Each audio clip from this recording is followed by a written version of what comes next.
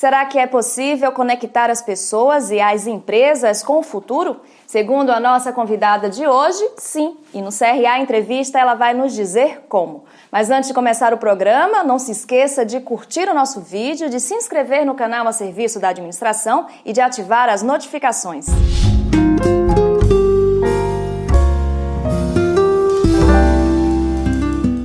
Qual será o futuro dos negócios? Os vários setores da sociedade estão sendo impactados pelas tecnologias disruptivas e isso tem causado algumas transformações nas empresas. Tudo bem, Jaqueline? Tudo bem, prazer estar aqui. Prazer é nosso. Bom, vamos começar o programa conceituando o que é futurismo. Futurismo é o termo usado aqui no Brasil, mas o termo correto é foresight, traduzido é prospectiva. É uma forma de olhar para o futuro com método, com disciplina, para poder criar estratégias e tomar decisões no presente, ou criar ambientes que tomem decisões no presente. É uma forma de você interpretar sinais de diferentes intensidades e poder antecipar, criar, antever, se preparar para todo esse futuro que, acima de tudo, é não previsível. É possível um executivo se tornar um executivo do futuro? Eu sei que existem instituições, inclusive a Jaqueline faz parte de uma.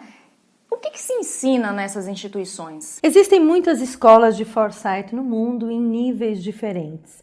O executivo pode sim, talvez ele não precise ser um futurista profissional, mas ele sem dúvida precisa se tornar um líder ou um prospectivista do futuro, porque hoje o futuro se tornou o nosso presente. Então é muito importante que os executivos cuidem do que existe, mas também sejam capazes de olhar para os sinais do que está vindo e que eles tomem decisões. Então existem sim cursos de preparação para os executivos para que eles possam usar as metodologias de foresight. É um curso muito mais reduzido do que o curso de futurista profissional, mas ele existe sim e ele já tem disponível aqui no Brasil em 2019. Fala pra gente como um profissional da área da gestão pode se preparar frente a esse mundo exponencial. Fazer um curso desse seria o ideal no momento? Eu acho que tem muitas matizes desse futuro e muitas formas de se preparar. Eu diria que a primeira talvez seja se alfabetizar para esse futuro. O mundo digital traz um idioma completamente diferente para o mundo dos negócios. O termo gestão, controle, comando vem ficando muito obsoleto, assim como as estruturas.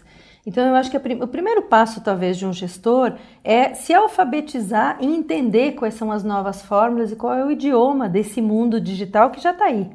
E quais são os novos modelos de negócio que estão entrando em cena, para que ele possa sim olhar para o futuro e com metodologias de foresight, aí sim, antecipar esse futuro. O futuro, ele também precisa de método, não só de jornalismo ou de olhares distantes. Além desses novos tipos de mercado, existem outros impactos que a tecnologia disruptiva tem causado, tem provocado nas organizações. Sim.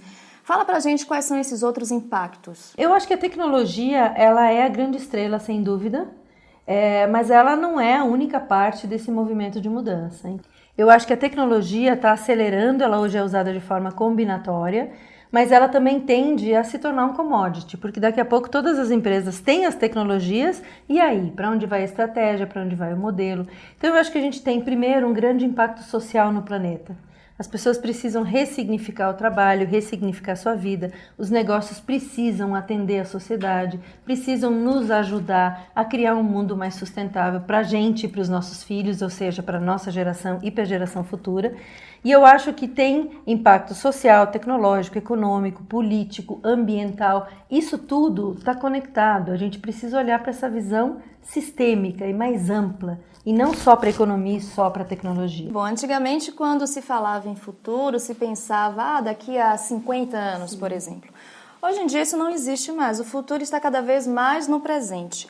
Como uma empresa consegue se planejar nesse cenário? Essa é uma ótima pergunta, porque as iniciativas soltas agora estão trazendo novas perguntas. Muito bem, já temos um ecossistema de inovação e para onde vamos?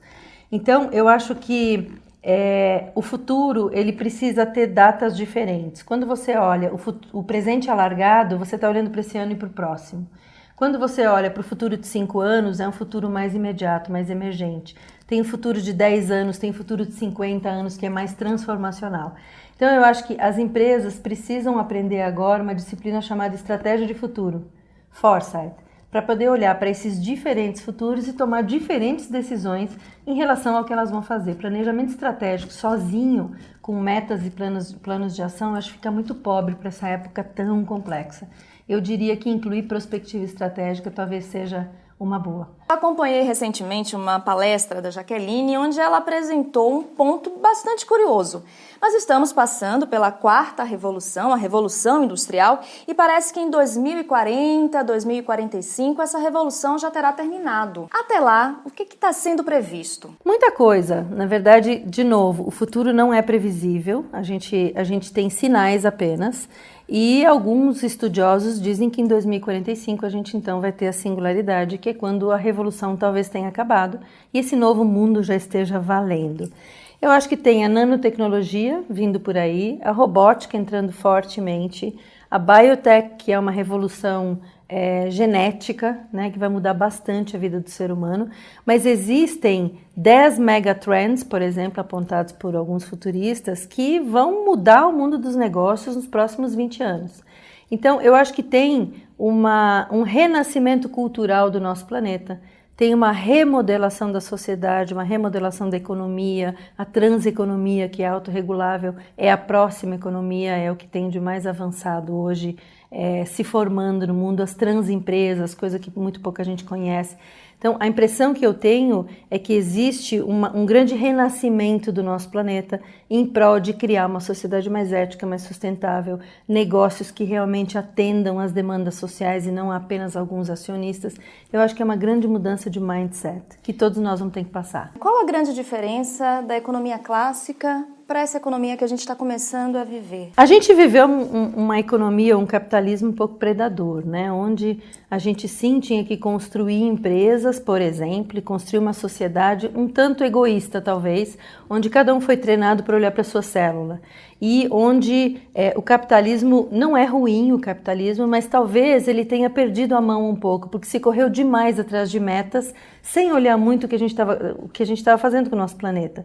Eu acho que agora a gente pode sim conquistar volumes de capital, mas também pode ajudar o nosso planeta a se restaurar.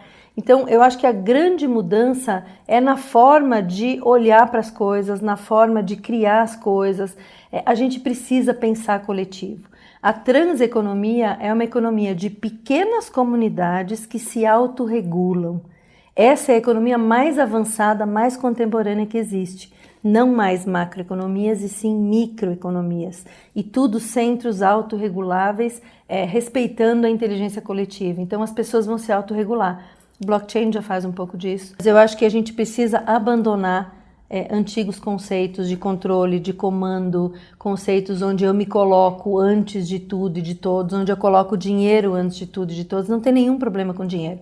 Ele só não pode ser a nossa razão de viver. E a gente criou uma comunidade corporativa muito infeliz. 80% das pessoas estão infelizes no seu trabalho, porque elas não conseguem se expressar, elas não conseguem usar o que elas têm de melhor, elas passam o tempo todo sendo cobradas por metas e sendo controladas. Isso não é uma boa gestão. Eu acho que essa época já passou, esse foi o pós-guerra. E o mundo está mudando hoje, a gente tem um cenário crítico como a gente nunca viu desde a Segunda Guerra Mundial. Então, a dica que eu dou é: primeiro, aceite que aquilo que você sabe e faz talvez não funcione daqui para frente.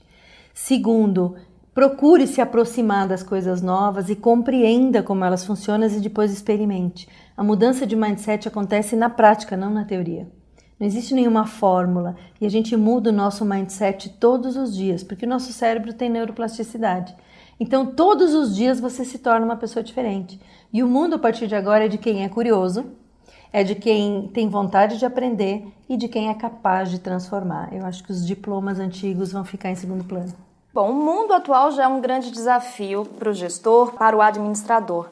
Na sua opinião, qual é o desafio específico desse profissional? Entender os novos modelos de negócio e migrar do que a gente conhece de empresas tradicionais que eu administro para empresas novas que eu cuido. A gente precisa abrir mão do controle. E a gente precisa dar espaço para que as pessoas possam trabalhar, possam se manifestar, possam se auto-organizar. E a gente precisa cuidar desses novos ecossistemas. Então eu acho que o gestor agora mais do que nunca precisa se transformar num líder que influencia a mudança e que faz com que pessoas trabalhem livremente. As pessoas querem liberdade, apesar de muitas não estarem muito prontas ainda, mas o futuro profissional, ele exige liberdade e cada um vai ter que tomar suas decisões. Somos adultos, né? Bom, do muito que já está sendo estudado sobre o mundo dos negócios, na sua opinião, qual o futuro dos negócios? As empresas tradicionais vão inovar e vão se adaptar, isso dá para elas uma sobrevida, mas algumas têm uma extinção talvez certa, não sei, a gente não sabe, estou criando hipóteses. Acho que algumas vão conseguir usar muito bem o que elas ainda têm e vão abrir novos mercados. Isso a gente chama de pivotar ou talvez até abrir novos negócios diferentes, spin-offs talvez. As empresas digitais estão aí, disruptivas estão aí, cada dia tem mais startups, eu acho que elas vão criar um novo mercado de negócios. As exponenciais também estão aí, é um modelo de negócio contemporâneo, nem todas as empresas serão exponenciais e nem todas precisam ter propósito massivo, tendo propósito que... Essa é uma questão importante, né? Muito. Eu estou parando de usar esse termo propósito transformador massivo. Porque esse é um termo que veio da Singularity University e vem do modelo das organizações exponenciais. Nós precisamos ter propósito, as empresas precisam causar impacto social. Se ele for massivo, ok, mas às vezes eu não quero impactar 1 bilhão de pessoas. E tudo bem, eu tô na rota do futuro também.